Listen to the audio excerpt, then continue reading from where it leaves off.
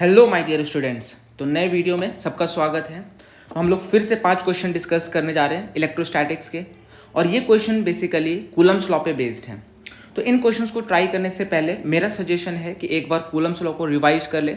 जिन बच्चों को कॉन्सेप्ट याद है वो मेरे साथ ट्राई कर सकते हैं, अदरवाइज बेस्ट ये होगा कि पहले आप थोड़ा सा कूलम्स लॉ को रिवाइज कर ले कि कैसे हम लोग दो चार्ज पार्टिकल के बीच फोर्स फाइंड करते हैं, कूलम्स लॉ किस तरीके से हम लोग अप्लाई करते हैं, तब इस क्वेश्चन को अटेम्प्ट करना थोड़ा आसान रहेगा। तो बाकी हम लोग इस क्वेश्चन को डिस्कस करते हैं, वीडियो स्टार्ट करते हैं। तो सबसे पहले हम लोग क्वेश्चन नंबर 1 पढ़ते हैं कि क्या बोल रखा है, कैसे सॉल्व करेंगे। तो इसमें बोल रखा है कि 2 small conducting spheres of equal radius. तो यहाँ पे हम लोग को बातों को ध्यान रखना है कि हम लोग को 2 स्फीयर दे रखा है और दोनों का रेडियस जो है वो सेम है, equal radius. Have charges +10 microcoulomb and -20 microcoulomb respectively. तो बेसिकली यहाँ पे हम लोगों को दे रखा है कि 2 स्फीयर हैं। इस तरीके से हम लोग लेटर से 2 स्फीयर ले लेते हैं, दोनों का रेडियस जो है वो सेम है। लेटर से एक का रेडियस r, दूसरे का भी r। अब यहाँ पे दे रखा है कि एक पे चार्ज जो है वो +10 माइक्रोकूलम है और दूसरे पे चार्ज है -20 माइक्रोकूलम। अब बोल रखा है कि and placed at some distance r। तो देखो यहाँ पे हम लोग क्या करेंगे, ठीक है, कि जो डिस्टेंस लेंगे वो लेटर से हम लोग सेंटर टू सेंटर का डिस्टेंस ले लेंगे, और यहाँ पे हम लोग रेडियस को r डैश बोल देते हैं, सिंस की डिस्टेंस को रिप्रेजेंट कर दिया r से। Okay, from each other experience force F1। तो अभी इनिशियली जब ये r डिस्टेंस पे रखे हैं तो ये फोर्स एक्सपीरियंस कर रहे हैं F1 according to the question. तो सबसे पहले यहाँ पे अगर हम लोग फोर्स फाइंड करना चाहें कि क्या हो जाएगा, तो डायरेक्टली यहाँ पे हम लोग कूलम्स लॉ अप्लाई कर सकते हैं। बट यहाँ पे तुम बोलोगे सर कूलम्स लॉ जो होता है हमारा वो तो पॉइंट चार्जेस के लिए अप्लीकेबल होता है।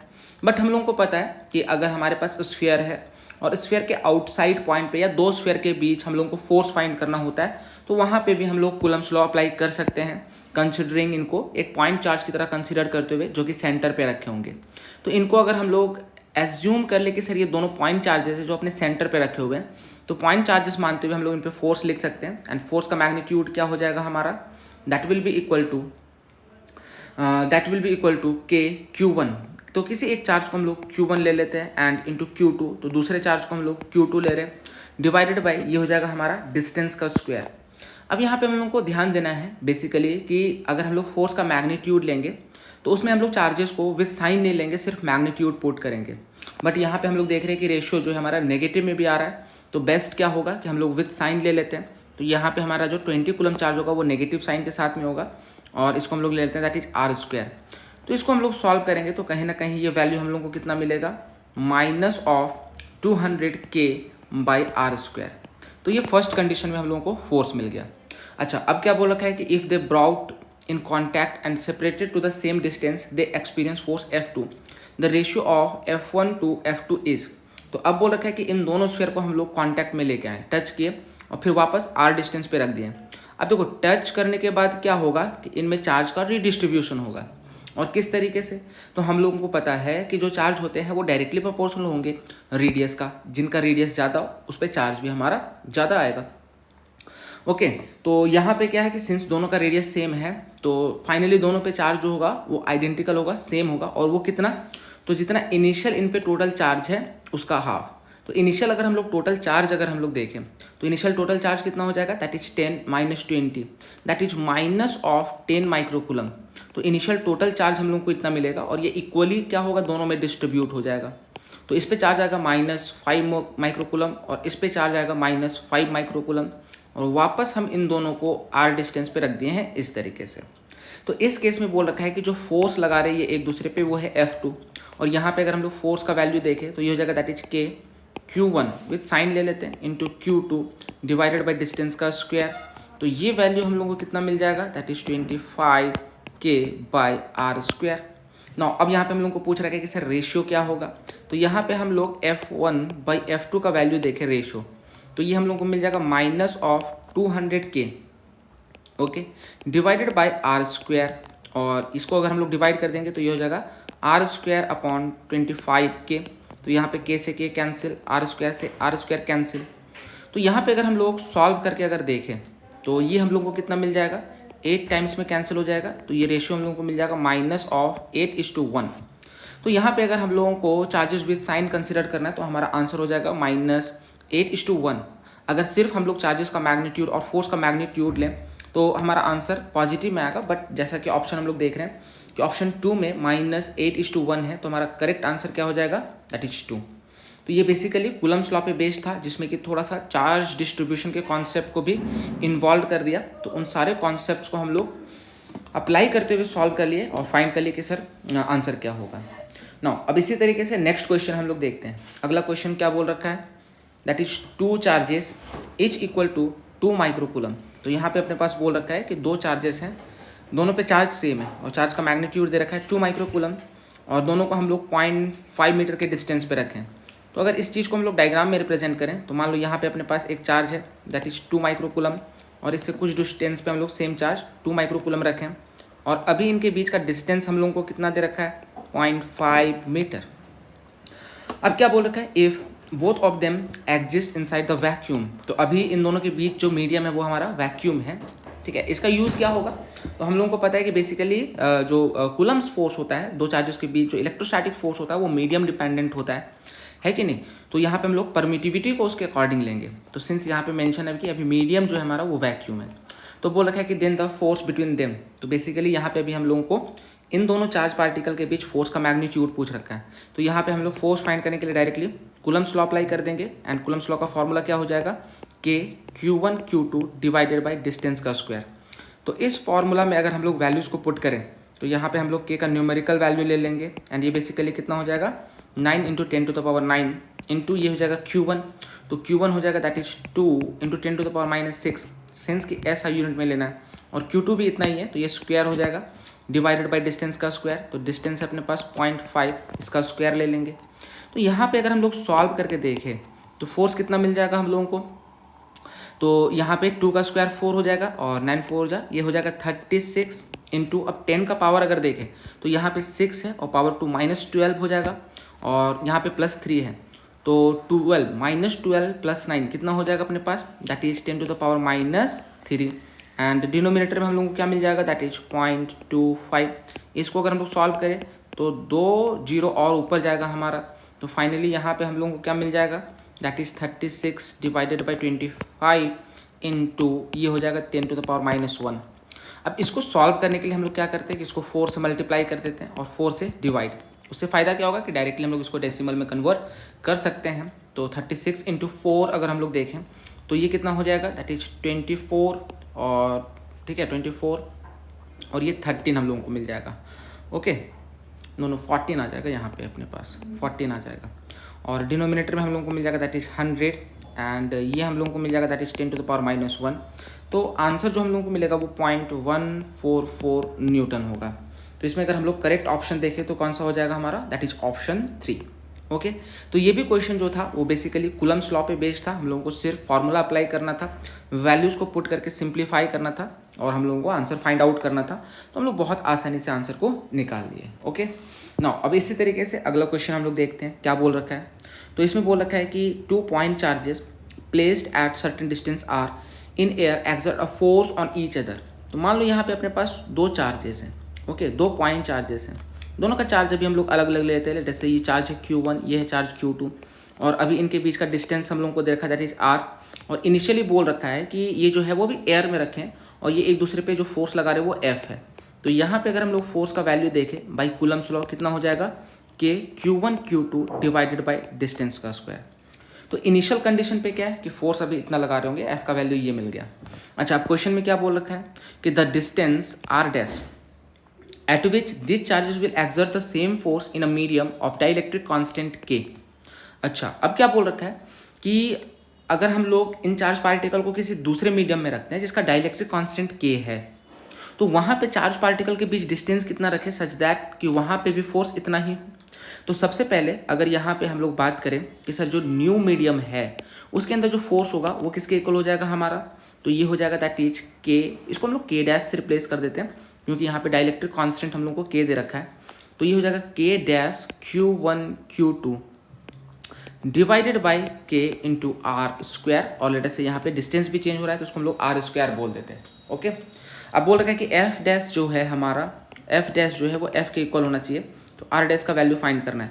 तो इन दोनों फोर्सेस को अगर हम लोग इक्वल कर दें तो ये हो जाएगा K dash into Q1 Q2 by K into R dash का स्क्वायर ये किसके इक्वल हो जाएगा, that is k dash into Q1 Q2 divided by r square. अब यहाँ पे अगर हम लोग सॉल्व करें तो Q1 Q2 कैंसिल, के डैश कैंसिल, तो आर डैश का ध्यान से देखो वैल्यू जो मिल जाएगा आर डैश स्क्वायर, ये क्या मिल जाएगा, that is r square by k. This implies कि यहाँ से हम लोगों को आर का वैल्यू क्या मिल जाएगा, तो ये हो जाएगा that is r upon root of k. तो ये आर डैश हम लोगों को मिल गया। दैट मीन्स कि न्यू मीडियम के अंदर अगर हम लोग दोनों चार्ज पार्टिकल को इतने डिस्टेंस पे रखें, ओके कितने डिस्टेंस पे, तो जो इनिशियल डिस्टेंस था उसका 1/√k टाइम्स, तो हम लोगों को उतना ही फोर्स मिलेगा जितना कि इनिशियल केस में था। तो अब यहाँ पे अगर हम लोग देखें तो कौन सा ऑप्शन सही हो जाएगा, तो आर डैश जो है वो r/√k के है, तो ऑप्शन 3 जो होगा हमारा वो करेक्ट हो जाएगा।